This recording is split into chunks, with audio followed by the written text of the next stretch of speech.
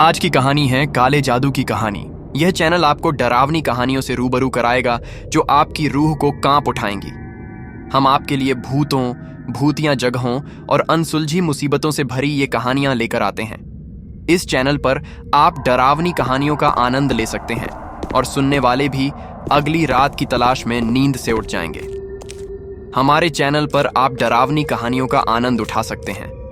यहाँ आपको रहस्यमय घटनाओं से जुड़ी भूतों की कहानियां, जिनमें अनसुलझी मुसीबतें और अज्ञात तत्वों का सामना होता है, सुनाई देंगी। अगर आपके पास भी कोई डरावनी कहानी है तो हमें भेजें और अपने नाम के साथ हमारे चैनल पर साझा करें। तो देर किस बात की है, अभी हमारे साथ जुड़ें और डरावनी दुनिया में खो जाएं। दुनिया के हर देश में जादूगर पाए जाते हैं।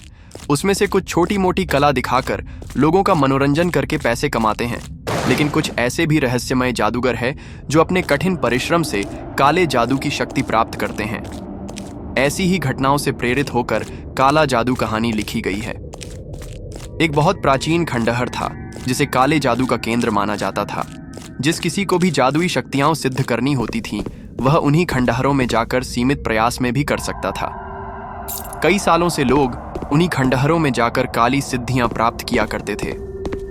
एक बार एक चोर चोरी करके खंडहर में आकर छुप जाता है।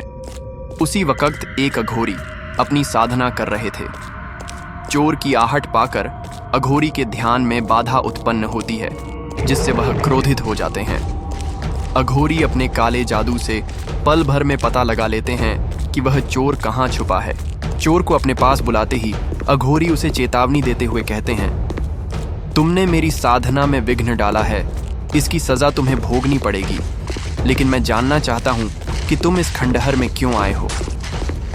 तभी चोर अघोरी से कहता है कि मेरे सगे भाई ने मेरी सारी संपत्ति छीन ली है और मुझे घर से बाहर निकाल दिया। इसलिए मैंने रात को उसके घर का सारा कीमती सामान चोरी किया और अपनी जान बचाकर खंडहर में आकर छुपा हूं। अघोरी अपनी काली शक्तियों से चोर की बात का अवलोकन कर रहे होते हैं। उन्हें एहसास होता है कि चोर निर्दोष है, उसके साथ धोखा हुआ है।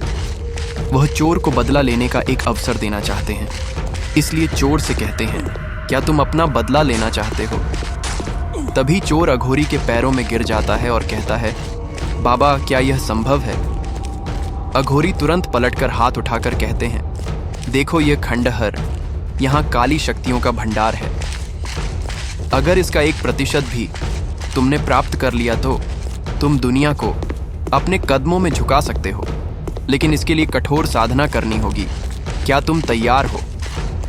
चोर के पास दूसरा रास्ता नहीं है, क्योंकि वह बाहर जाएगा तो उसकी जान जाने का खतरा है और खंडहर में बिना साधना के रुकने की अनुमति नहीं होगी।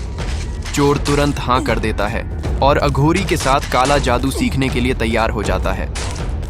अघोरी सबसे पहले चोर को एक नया नाम देते हैं, दिशांग। चोर अपना नया नाम पाकर खुश होता है। इसके बाद अघोरी दिशांग को खंडहर के कुएं में नहाने को कहते हैं, लेकिन उसके लिए कुएं के अंदर रस्सी के सहारे जाना होगा। कुएं के अंदर कई सांपों का भंडार है, लेकिन वह सांप जहरीले नहीं है। कुएं में व्यक्ति के साहस का परीक्षण होता है, क्योंकि साधना करते वक्त कई जीवों के आसपास होने का भ्रम उत्पन्न होता है। अगर व्यक्ति डर गया तो उसकी सांसें रुक सकती हैं, इसलिए साहस का परीक्षण अनिवार्य है। कुएं में उतरने से पहले दिशांग को सांपों के बारे में कोई जानकारी नहीं थी। दिशांग रस्सी को पकड़कर धीरे धीरे कुएं के अंदर उतरने लगता है। दिशांग कुएं के आधी दूर तक पहुंचा ही था कि एक बहुत ही विशाल सांप पेड़ की जड़ से लटका होता है। कुएं में घनघोर अंधेरा था है, जिसकी वजह से दिशांग की नजर सांप पर नहीं पड़ती। दिशांग सांप से बिना डरे नीचे उतरता जाता है। कुएं के पानी के करीब पहुंचते ही उसके गले में एक सांप धीरे से चढ़ जाता है। दिशांग को सांप की वजह से गुदगुदी होने लगती है। जैसे ही वह अपने गले में हाथ लगाता है, उसे पता चलता है कि यह कोई सांप है। दिशांग का हाथ तुरंत रस्सी से छूट जाता है और वह कुएं के पानी में जा गिरता है। कुएं के पानी में गिरते ही हजारों सांप उसके शरीर से लिपटने लगते हैं। दिशांग डर की वजह से चिल्लाने लगता है। तभी ऊपर से अघोरी की आवाज आती है, यह तो केवल पहली सीढ़ी है जिससे तुम घबरा गए। अभी तो बहुत सी परीक्षाएं होगी। अघोरी की बात सुनते ही दिशांग को हिम्मत आती है। उसे समझ में आ जाता है कि ये सांप उसे नुकसान नहीं पहुंचाएंगे, वरना अघोरी उसे नीचे कभी नहीं आने देते। वह अपने आप को शांत करता है और कुएं के पानी में डुबकी लगाकर रस्सी के सहारे ऊपर आने लगता है। ऊपर आते समय कई सांप उसके जिस्म से होकर गुजरते रहते हैं, लेकिन वह शांति से ऊपर चढ़ता जाता है। ऊपर आते ही अघोरी उसे आशीर्वाद देते हुए कहते हैं, तुमने पहले चरण में सफलता प्राप्त की, अब तुम्हें केवल दूसरा चरण पास करना है, जिसके लिए 1 दिन और 1 रात आंखें बंद करके ध्यान करना होगा। साधना के दौरान तुम एक अलग ही दुनिया में प्रवेश कर जाओगे, जहां हर पल तुम्हें कई खतरे दिखाई देंगे, लेकिन वास्तविकता में वह माया जाल होगा। दिशांग उत्साहित होकर कहता है, सांपों की तरह न बाबा। अघोरी ऊंचे स्वर में कहते हैं, सावधान, कुएं में तो सिर्फ तुम बेहोश हो सकते थे, क्योंकि सांप जहरीले नहीं थे, लेकिन ध्यान के दौरान यदि तुम दहशत में आ गए तो तुम्हारी धड़कनें भी रुक सकती हैं। ये कोई आम साधना नहीं है। इस साधना की वजह से हम अपने इच्छा अनुरूप कोई भी कार्य कर सकते हैं। दिशांग को अघोरी की बात से रास्ते की उलझन का पता चल जाता है, लेकिन उसने पहले चरण में सफलता प्राप्त की थी, जिससे उसका मनोबल बढ़ चुका था।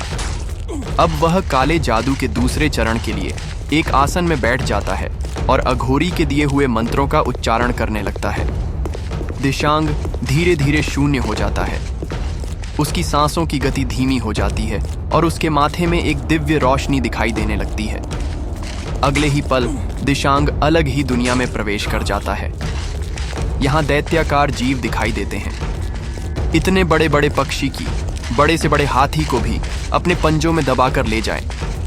दिशांग साधना की वजह से अवचेतन मन में भी चेतन अवस्था में रहता है। वह धीरे धीरे आगे बढ़ता है। उसे एक पेड़ के ऊपर छोटा सा घर बना दिखाई देता है। वह पेड़ की डाल की सहारे लटक कर ऊपर चढ़ जाता है। घर के अंदर बहुत ही स्वादिष्ट खाना रखा होता है, जिसे देखते ही दिशांग के मुंह में पानी आ जाता है।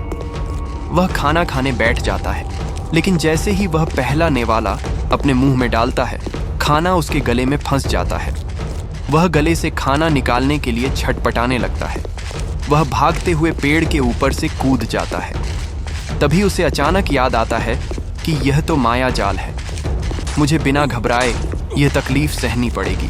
वह गले के दर्द को सहते हुए आगे बढ़ता है। उसे एक नदी दिखाई देती है। उसके गले में खाना फंसा हुआ था, इसलिए वह दौड़कर नदी में पानी पीने के लिए घुस जाता है। लेकिन जैसे ही वह नदी के अंदर प्रवेश करता है, खूंखार मगरमच्छ उसे चारों तरफ से घेर लेते हैं। मगरमच्छ उसकी तरफ बढ़ते हैं, लेकिन दिशांग बिना डरे पानी पीता है। उसे अब हर खतरा मायाजाल लगने लगता है।